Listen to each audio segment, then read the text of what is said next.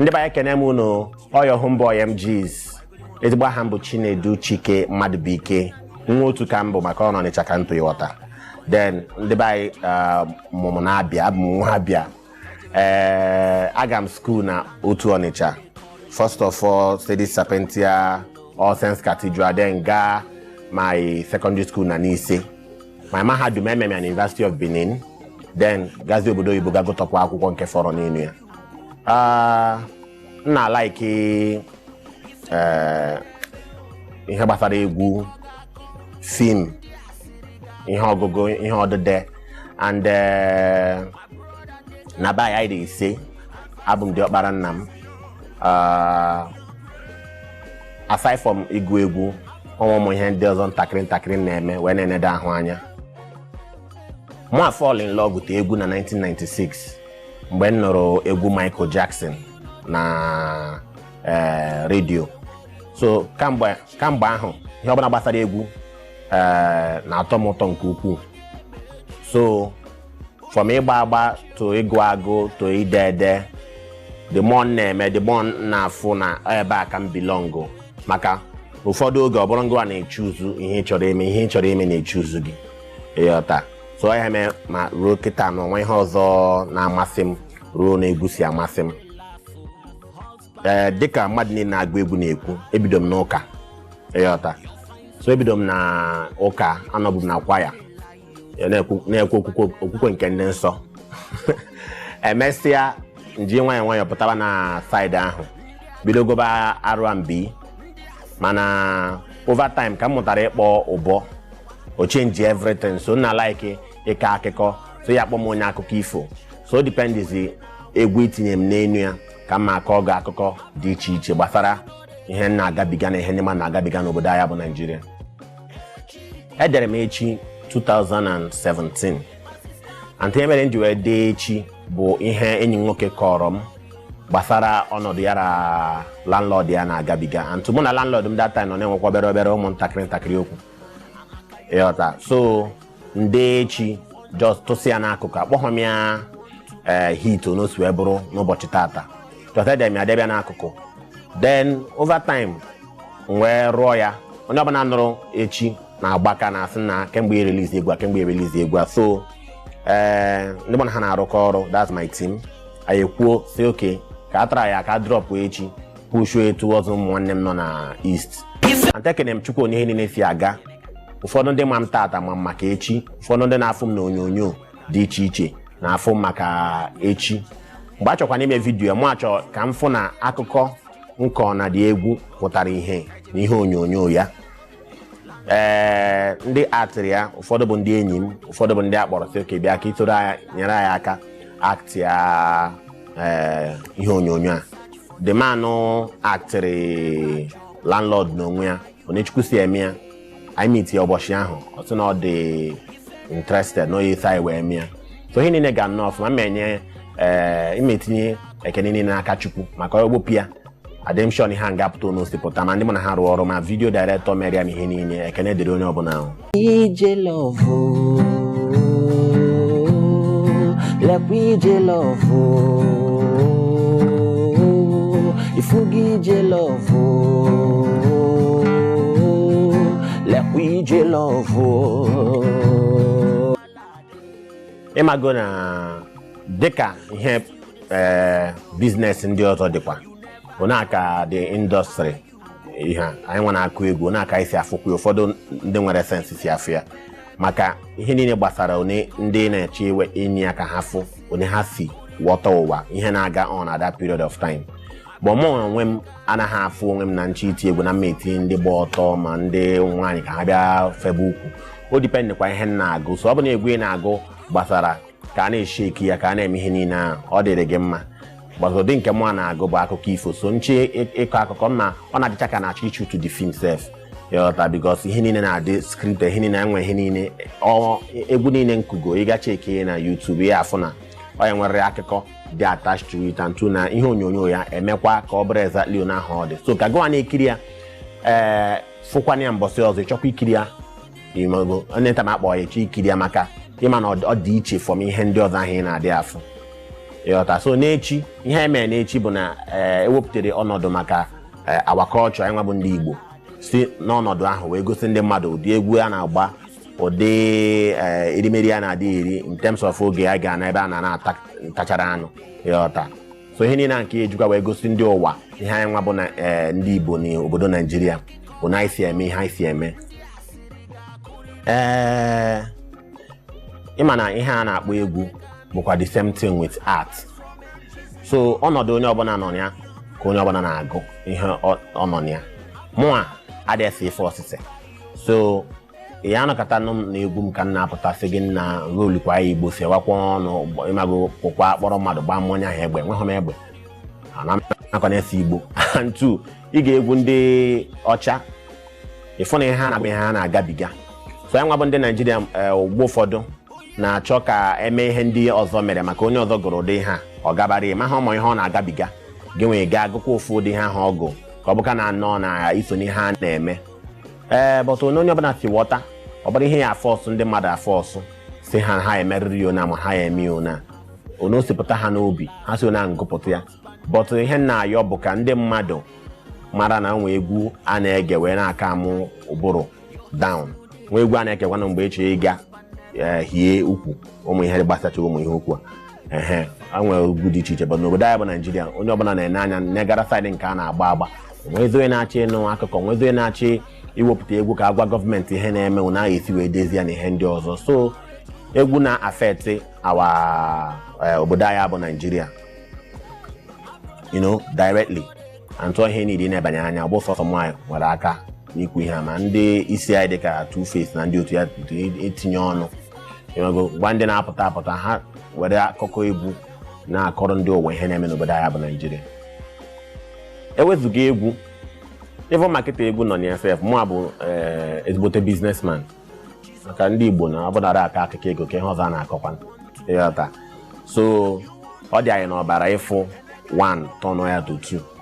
So ewezuga egwu nna anyị ọkwa kpọsa na one shop were akụpe na-eku na-akpọ ndị na-agafe m na-eche ego shu ka ihe na-eme gị mago tiche aka na ụmụ ihe.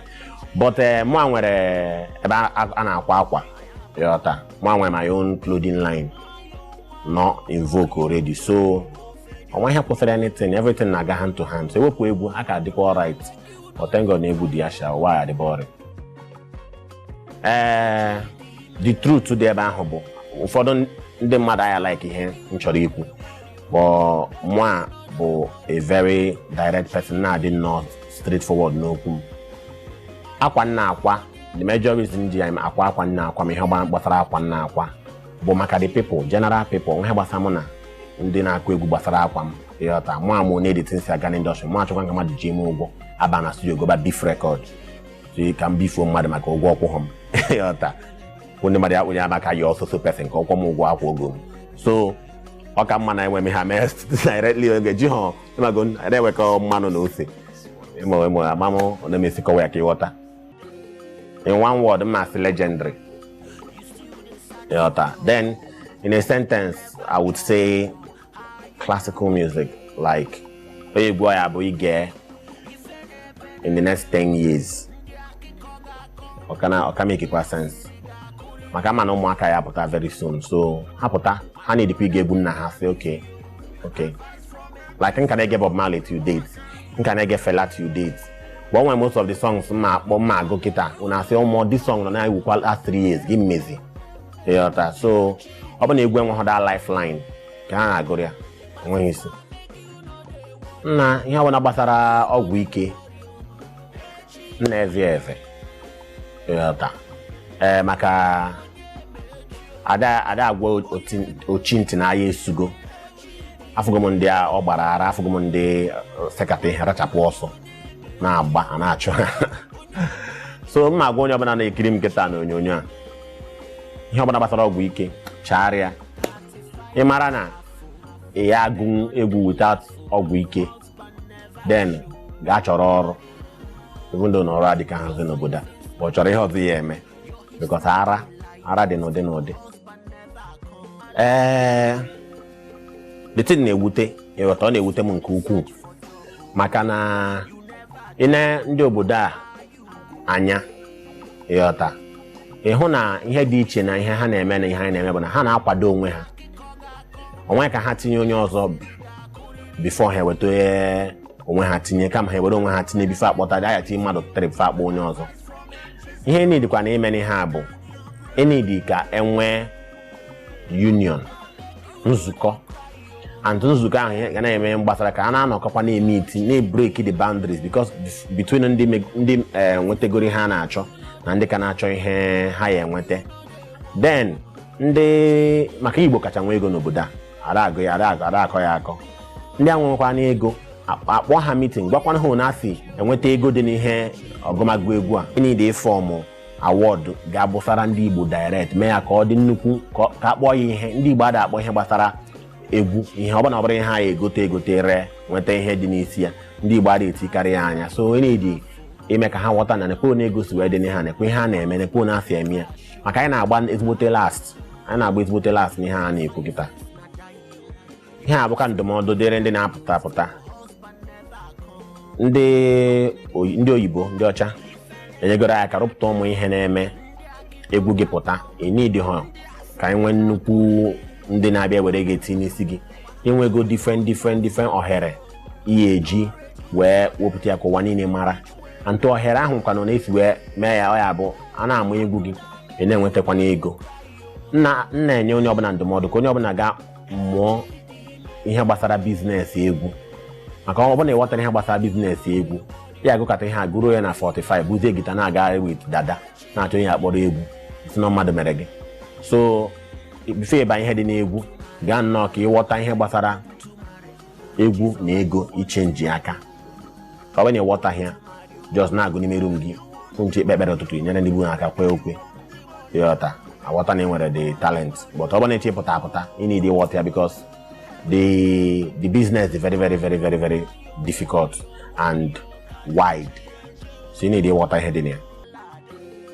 Ụkọchukwu kwuru okwuchukwu n'ụlọ Chukwu nọ n'arọ Chukwu. Ụkọchukwu kwuru okwuchukwu n'ụlọ Chukwu nọ n'arọ Chukwu. Ụkọchukwu kwuru okwuchukwu n'ụlọ Chukwu nọ n'arọ Chukwu. Ụkọchukwu kwuru okwuchukwu n'ụlọ Chukwu nọ n'arọ Chukwu. Ụkọchukwu kwuru okwuchukwu n'ụlọ Chukwu nọ n'arọ Chukwu.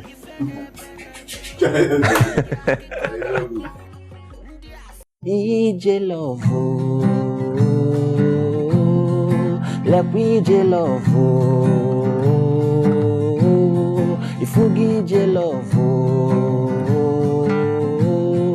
lekwa ije love. These days you too dey lie yo. Every small thing, girl, you go fight oh. Ogene can get merogi. One more, tell me, honey oh, sweetie oh, on your mambo no be mue, baby, not again you, ije love like we je love if we je love like we je love esemo marama mo were nwa yo sobe ya. Mama, you don't know what she's been doing to me. Nwa soro so mo were ndidi chubaya. She's breaking my heart. Baby, please stay. I'm down on my knees.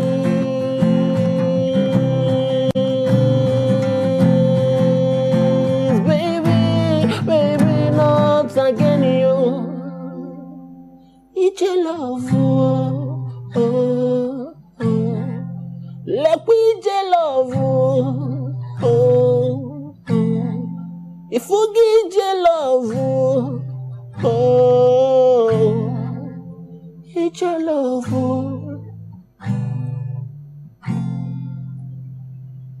Thanks, Dallon.